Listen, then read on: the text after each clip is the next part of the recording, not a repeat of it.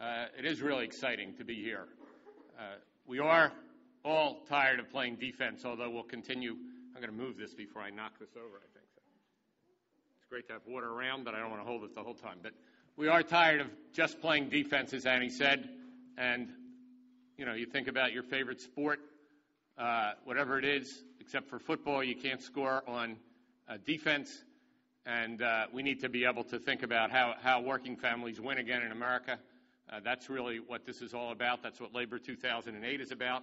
That's what this work on health care is about, the Employee Free Choice Act, trying to redefine jobs and trade, and to connect it, as Annie said, to the struggles of retirees, and all of us hope to be retired one day, and retirement security, which is both health care and our pensions and Social Security. And those issues really form the basis for us of Labor 2008. Before I get into this, just a couple of things. I want to welcome Ike Gitlin here. He's from the United Steelworkers. Ike, you want to give a wave so folks know who you are? Where is he? Well, he's there somewhere. Over there. And, you know, we are trying to find partners, and the steelworkers really are working with us on all these issues, as are increasingly the auto workers and other unions. Part of this work requires, you know, reinvigorating the American labor movement. We can't really continue to be the kind of labor movement we've been. We need to help bring change to that labor movement. It's obvious that by ourselves we can't accomplish health care reform. By ourselves we can't pass the Employee Free Choice Act. By ourselves we can't win the fight for American jobs and for a decent trade agreement or retirement security. But together, and when we send our Stewards Army, which is what all of us in this room represent, and obviously more than what's in the room, when the Stewards Army takes the field, we do it with a strategy based on building alliances, not only within the labor movement, but within communities. And Annie mentioned in a couple of the other campaigns that we have, Speed Matters and Verizon, that are very far along, the same strategy, right? When out in Iowa, the strategy with Speed Matters was to talk to community groups about why the United States was now 16th, 100,000 of those little race cars with the number 16 on them that we had dropped from 1st to 16th in the Internet, to talk to not only other unions, but what does it mean in rural Iowa? What does it mean across this country when we're not deploying high-speed Internet, when we have no real public policy to do so? On the Verizon campaign, Stop the Sale, the dumping of residential lines in Maine, Vermont, and New Hampshire. Similarly, we couldn't just do that with labor. The idea was, how do we talk to elected officials? How do we talk to community organizations about what happens to the infrastructure in northern New England if Verizon is successful in dumping those lines? And we've already had a huge impact there. Even if they do eventually close the sale, it's probably 50-50 right now. We're near the end of that campaign. We've had a huge impact in terms of what the terms will be. New conditions have been slapped on Verizon and Fairpoint if that deal does go through. So the strategy for everything we do, and you're going to focus over the next 3 days particularly on health care, and actually the way in which health care is interrelated with, number one up here, Employee Free Choice Act, our bargaining power, our ability as working Americans to have a say when we come to work, not just to accept whatever boss it is, a large employer like a large telecom company or the smallest employer imaginable. The whole idea here is that we need a voice. We need a voice at work. We need bargaining rights. We need the health care that our counterparts in the rest of the world have and that we're lagging further and further behind. So these things are very much linked up. Okay, so it's interesting. We've been able to boil down this notion of a political movement really to very few words. And I often think about Albert Einstein, actually, who said, make things as simple as possible, but not simpler. And so when we look at what's on this page and you know, smaller versions of it like this, stickers and et cetera, we're going to see this same logo on everything all year long, regardless of what we're doing, because it's going to take a political movement. It's not just about being right on health care. It's going to take a political movement to change health care in America. It's not about just about being right on workers' rights. It's going to take a political movement next year to enact the Employee Free Choice Act. It's not just about being right that this country can't sustain an $800 billion a year trade deficit and that we need to fight for American jobs. and that you can't consume, as every family in America knows. You can't consume more than you produce. And that's what we're doing in this country year after year as we destroy the manufacturing infrastructure as well as exporting service sector jobs, including telecom. It's not just about being right that in the richest country in the world, Social Security should be a floor and should provide, as was set out when it was initially passed, 50% of income, which it does not do. 50% of the income when you retire was the original goal. It's not just about being right about pension plans, as one company after another, that it's non-union, where they can drop it on their own, dropping pension plans, and only have at best 401ks that don't in any way measure up to the equivalent benefit.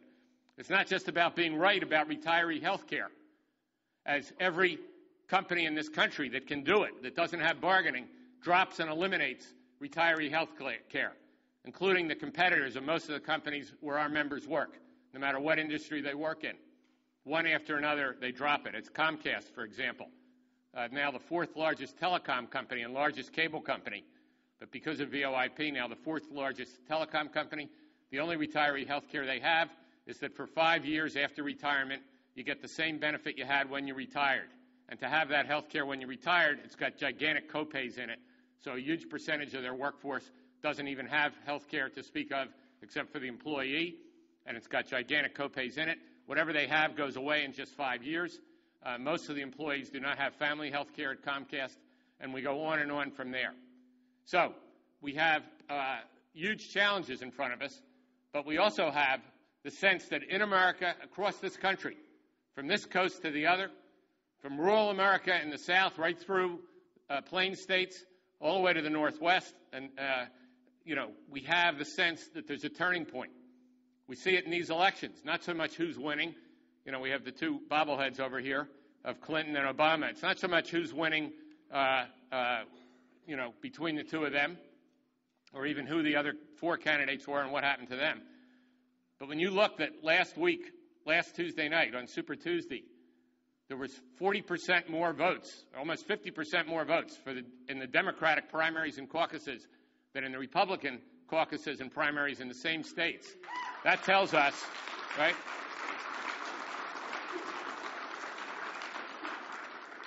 That tells us that people are fed up, that people know that they can help bring about change in this country like probably never before in our lifetime, and that we are building together a turning point. That's what this means, building a political movement. So as we go through this training this week, we're not waiting and watching. We're not even just voting. We're not just hoping. We are believing that the work we have done, particularly the Stewards Army and CWA, but many others and other unions and other movements in this country, that we are creating a turning point, and that the work that you're going to lead will be among the most exciting work you've ever done, not only in CWA, but in your lifetime. Think about what's represented across this room. 120 congressional districts, or even a couple more, from one end of the country to the other. Congressional districts chosen based on number of CWA members that are there, how important they are in terms of accomplishing change for health care or for the Employee Free Choice Act. And that together, what you represent in those congressional districts, your leadership, you're chosen to be here today because of your potential to lead in your congressional district among several 100,000 potential voters in that district. And if we accomplish the mission that we have here this week among you as the leaders in your congressional district, think about how you will feel next week and next month and next fall and next November as this kind of change builds and builds and builds. We're not waiting, and we're not watching, and we're not hoping. We're working. We're here committed to work harder on this than anything we've ever done. Absolutely convinced that at this point in history, that political side of the triangle is the critical side. Doesn't mean we give up on a single bargaining fight. We won't give up, and we won't go back, and we will fight back. And on this issue of health care, we're saying to every CWA employer, get off our back, get by our side. Let's fight together to change health care in America. That's what this is about.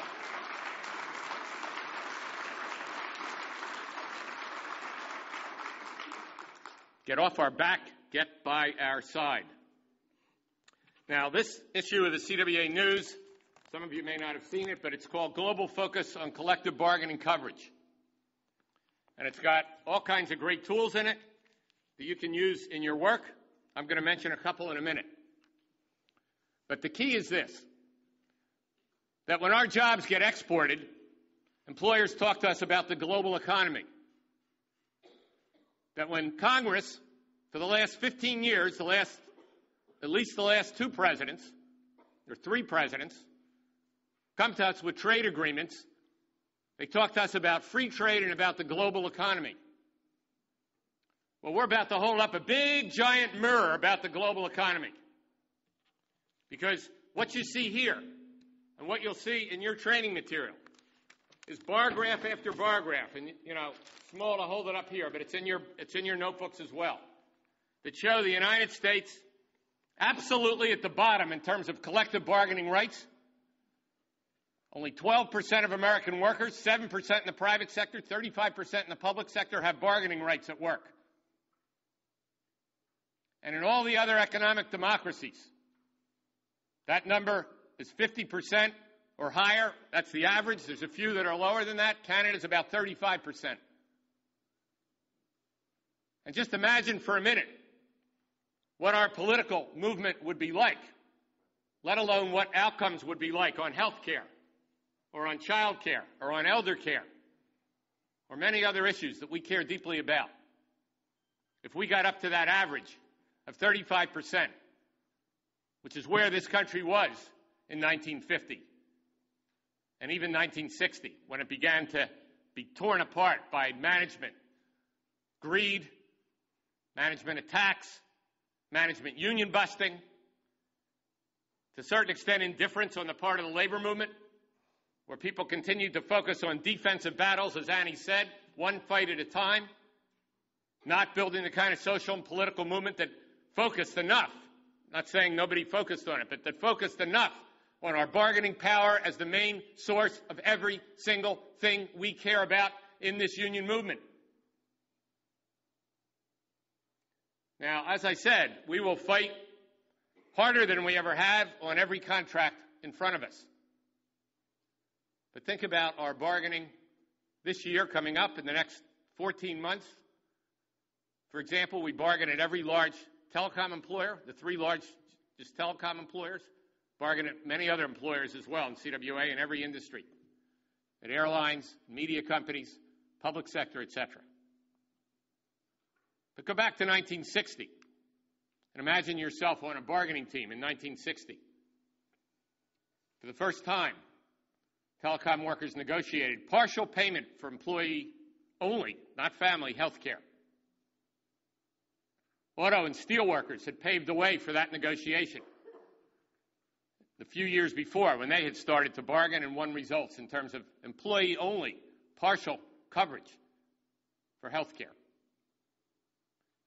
And for 25 years after that, in every contract, our health care improved, not only in telecom, but in most major industries, because even non-union workers were swept along in it, because large enterprises like IBM or Kodak, Motorola, that were viciously anti-union, knew that if they didn't copy those same benefits,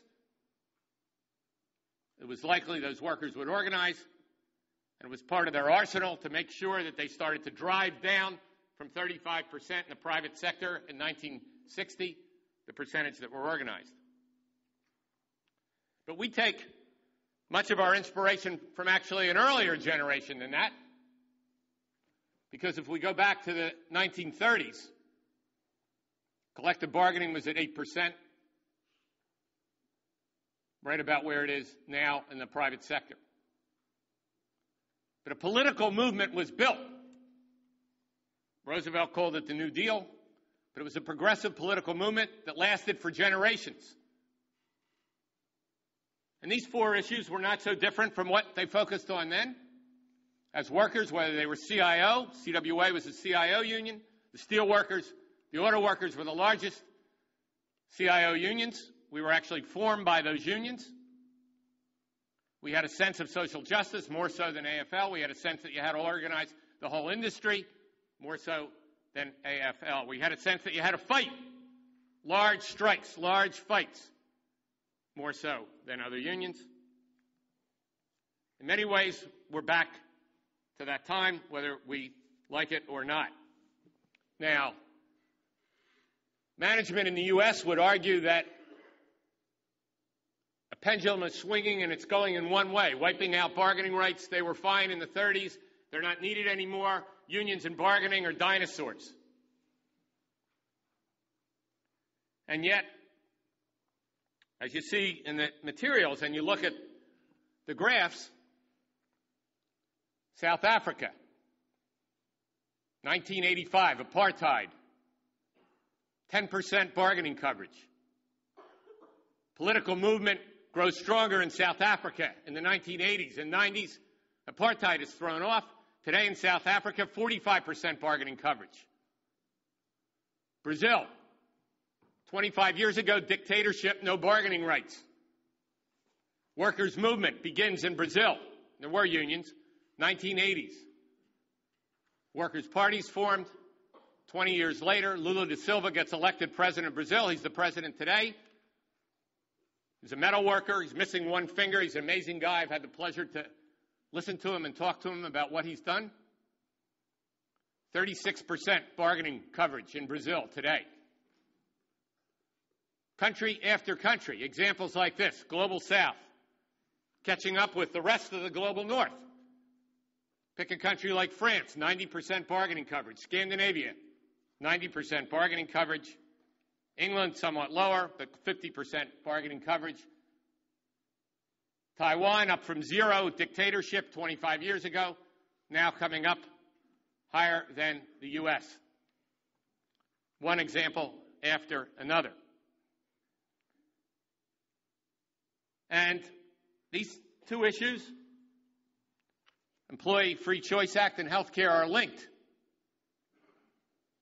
They're linked because when we were stronger, we were bargaining forward on health care. Now, at 7% in the private sector, and the public sector under attack, cut taxes, mindless cut taxes. Doesn't matter what the public services are. Elected officials, even in both parties, run on this mindlessness. Who's going to cut more instead of who's going to build more? Instead of how do we make this country strong in terms of education and health care and workers' rights and jobs? Instead of how do we create a middle class and sustain it and aim higher? It's all about cutting. And so in our materials, it's tab 4, if you turn to that for a minute. And there's a handout on it as well. Healthcare Reform and Employee Free Choice Act, next steps.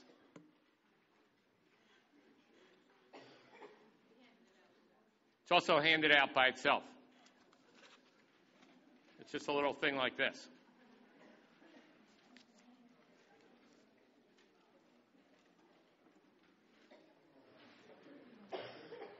And if you don't have it, it's fine. You'll catch up with it tomorrow. Don't worry about it. But the point is that at the same time, with the same stewards army, with the same local officers, with the same mapping in terms of congressional districts that are key for the most part, we're going to link these issues like never before. Why should our members, let alone Americans, care about the Employee Free Choice Act or bargaining rights if it's not linked to the middle class, the standard of living, to our health care, to our jobs, to our retirement? The issues are linked. As important as it may be to us, whether the union grows or not, what's critically important is the way in which bargaining rights are linked to everything else.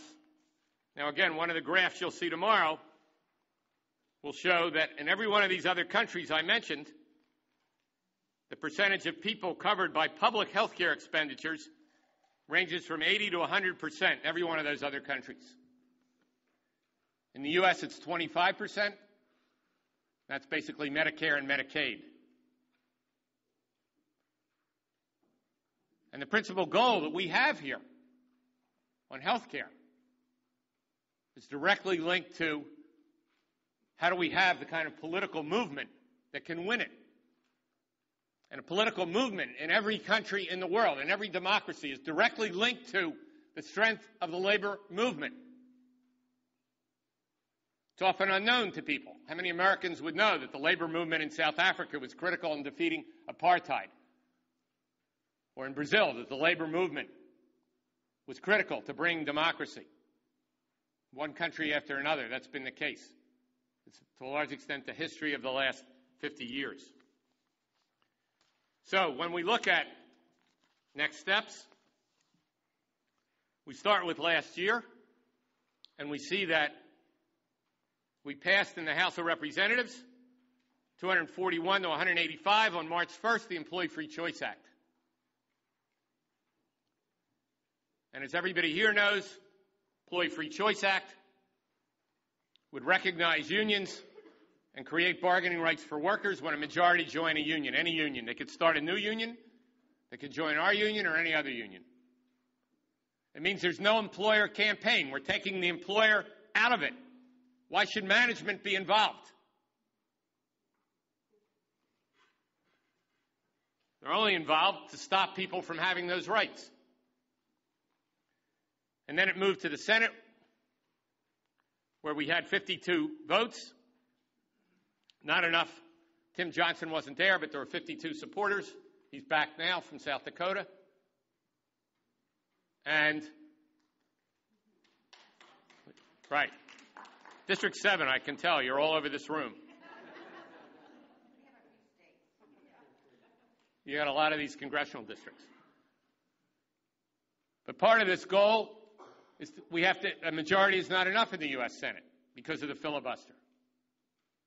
And so part of our goal and part of the selection of which 120 congressional districts is how we get close to 60. And we can actually get to 60 now, given the change that's occurring in this country that we're helping to bring about.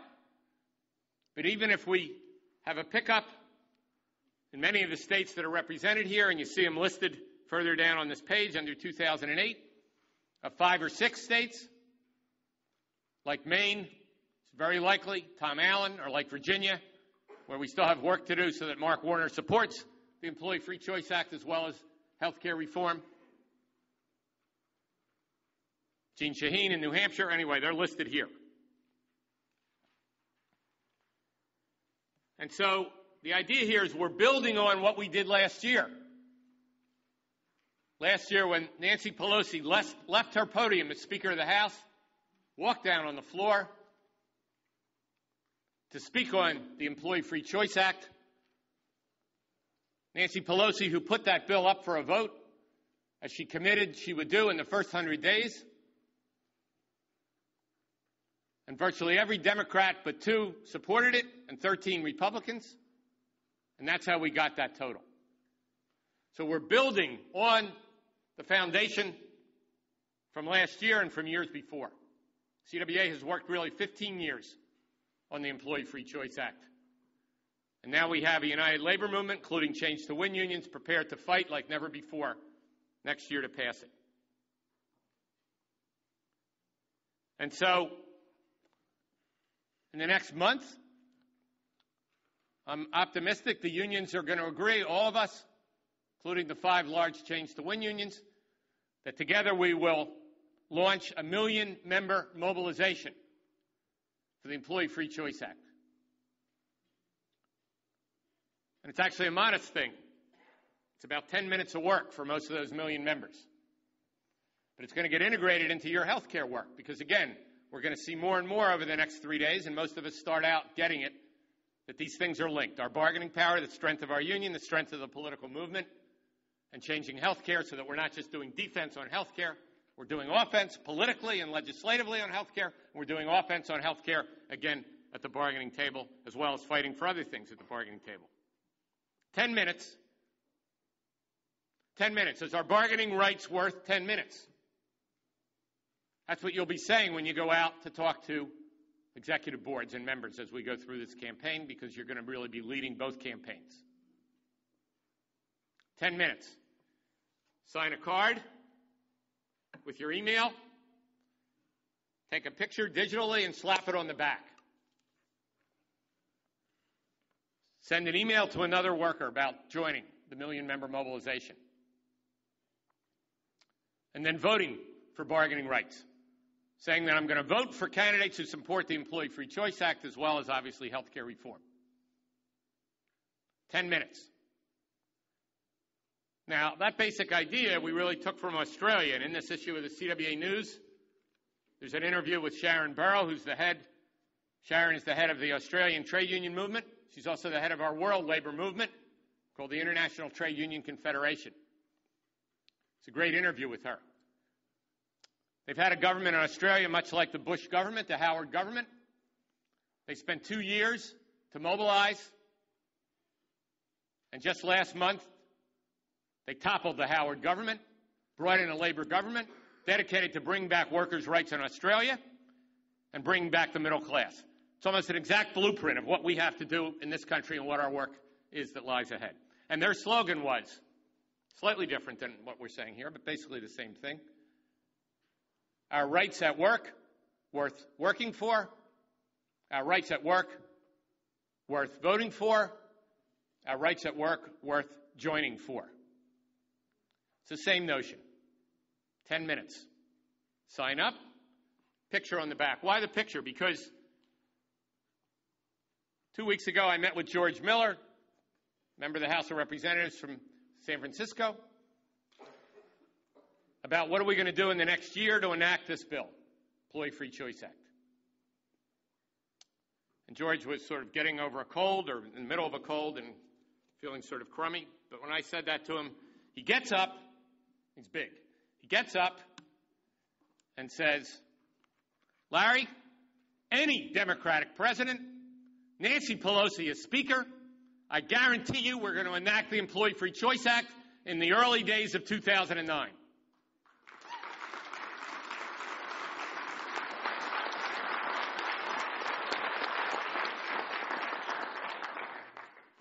And you see that when you get to 2009 on these steps. And so the idea is that at this time next year, hopefully not as windy as today,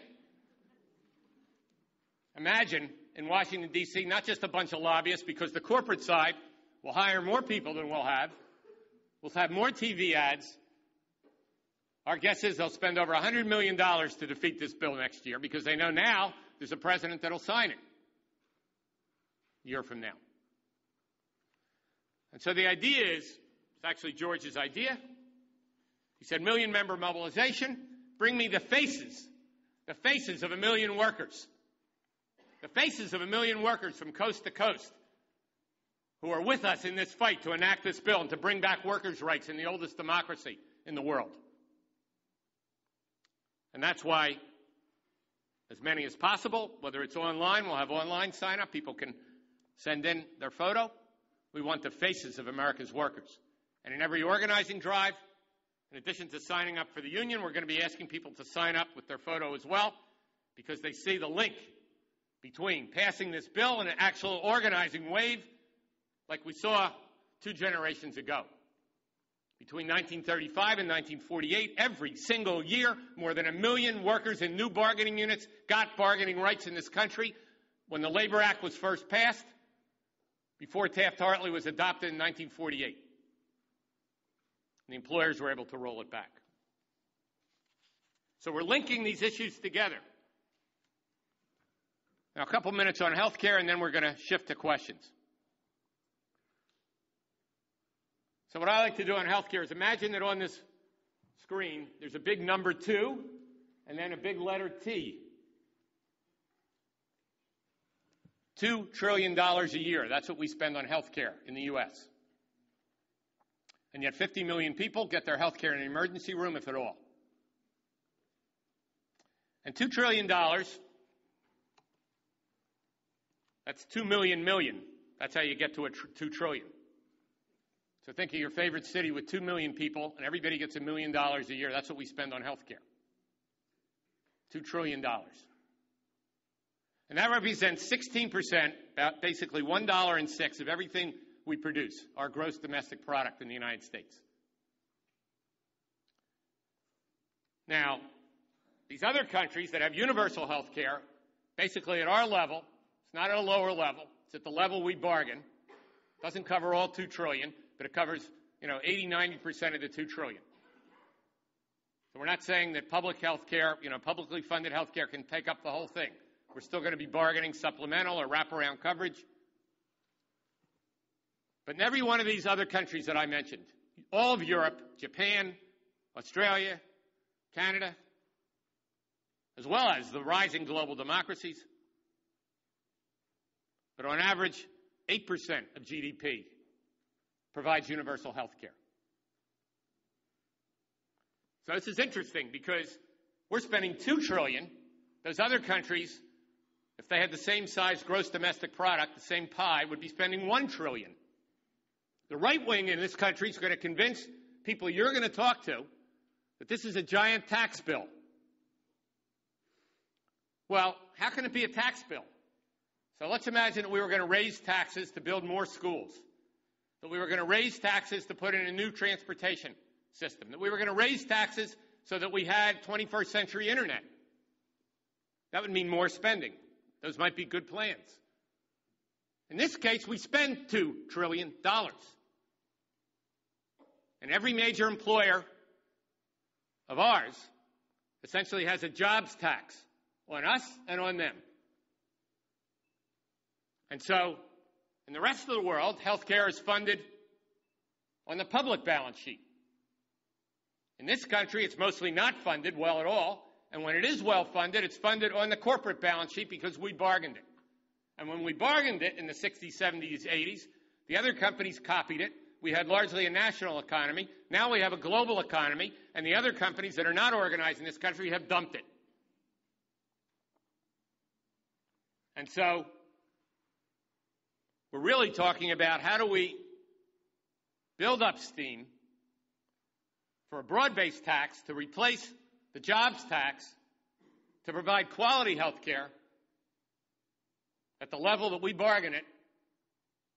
There still might be some supplemental, but close to the level that we bargain it for all Americans. Take it off the corporate balance sheet so that competition doesn't force health care down, so that all Americans have health care, and that we join the global economy, and in fact are better able to compete in the global economy. Now, we're not going to sit here this week and figure out the details of that, because we need a political movement to do this. A lot of this will leave to 2009 and 2010. Our goal is to get this implemented by 2012, and many of our employers have even signed on to that, universal health care by 2012. Not enough of them, but it's part of this mobilization, to get them to sign on, that they'll be by our side and off our backs. By our side and off our backs. But AT&T signed on to that. Doesn't mean they're doing anything about it. Quest signed on to that. Doesn't mean they're doing anything about it. But they've signed on to that, along with a bunch of companies and several other unions, in a coalition we were in last year. So this is not pie in the sky. This is within reach, that working together and focused on these 120-some congressional districts and building alliances, we can build the kind of political movement this year that not only will elect people that are on our side and not on our backs, but that we can accomplish next year the enactment of the Employee Free Choice Act, and within the next 2 years, major reconstruction of health care rights in America. And so the excitement that I feel here tonight, the capacity that's in this room, the imagination that we share together, the resources that we bring to this, with $7 million allocated in the next year for the fight on health care, and several million dollars additionally on Employee Free Choice Act, and then our normal political program, and in fact, expanded political program on top of that. We're going to go out for this fight like we never have before. We're equipped and we're resourced to play offense, to aim higher, to not just defend, like we've never been before. And I'm absolutely convinced that your role in leading the Stewards Army across this country, that you'll remember it as one of the most exciting things in your life. And I'll share that excitement. And I can't wait till we're somewhere next year celebrating the enactment of the Employee Free Choice Act.